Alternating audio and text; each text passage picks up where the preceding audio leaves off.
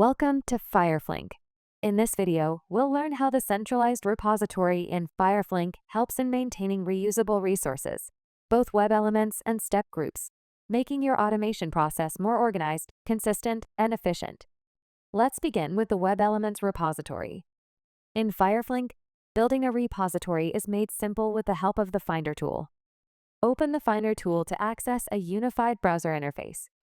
To start capturing elements, navigate to the desired application by entering its URL in the address field. For example, let's use the ShopperStack application.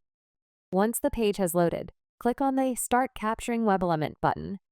After enabling this, hovering over any element highlights it with a yellow rectangular border, indicating that it is ready for capture.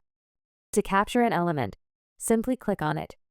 Each successful capture increments the element count, visible at the top right of the screen.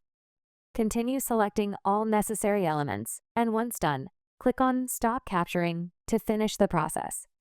To review the captured elements, navigate to the Elements tab, where each element is listed with details such as its name, type, and optimal locators.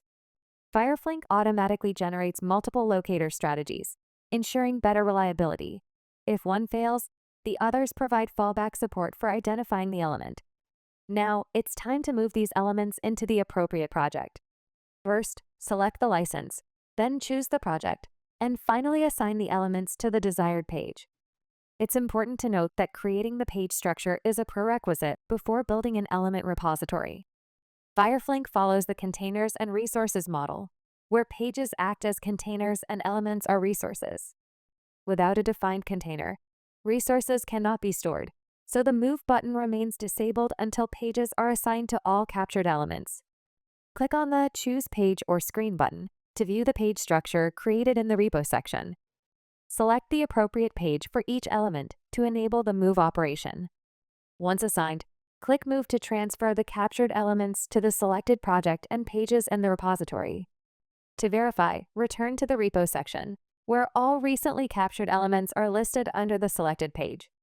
Now that we've seen how to organize web elements in the repository, let's move to the next part of the centralized repo, step groups. Step groups allow you to reuse common sets of automation steps across multiple test scripts. Instead of rewriting the same steps repeatedly, you can create a step group once and use it wherever needed, saving time and ensuring consistency throughout your automation process. Let's take a look at how you can effectively create and use step groups within FireFlink. There are two ways to create step groups in FireFlink. Let's walk through both methods. To begin with the first method, navigate to the Repository section and click on the Step Group tab. Before creating a step group, you'll first need to create a library. A library acts as a container that organizes your step groups in a tree structure. To create a library, click on the Plus Library button. A pop-up will appear. Enter the library name and select the desired parent node from the tree. Click on Create button. Once the library is ready, click on the Plus Step Group button, provide the necessary details, and click on Create button. You can now begin adding steps to your step group. Now let's explore the second method, creating a step group from the test development section. This method is especially helpful when you're actively building a test script and realize that a set of steps might be reused across other scripts. To create a step group here, select the steps you want to group, then click the Create Step Group icon. A slider will appear where you can enter the step group name and assign it to a parent library. Once you click Create, the step group is ready to use across your automation scripts. Additionally, within the test development section, you'll also find a Quick Access panel. Here, you can click on the Step Groups icon to open a side slider. This slider displays the full library tree structure, along with options to create a new library or step group. This provides a convenient way to manage step groups without leaving your current script view.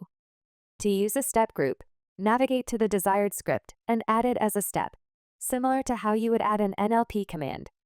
In this video, we learned how the centralized repository streamlines automation by keeping web elements and step groups in one place, making them easier to reuse and maintain across projects. Thank you for watching the video. To learn more or schedule a free demo, visit www.fireflink.com.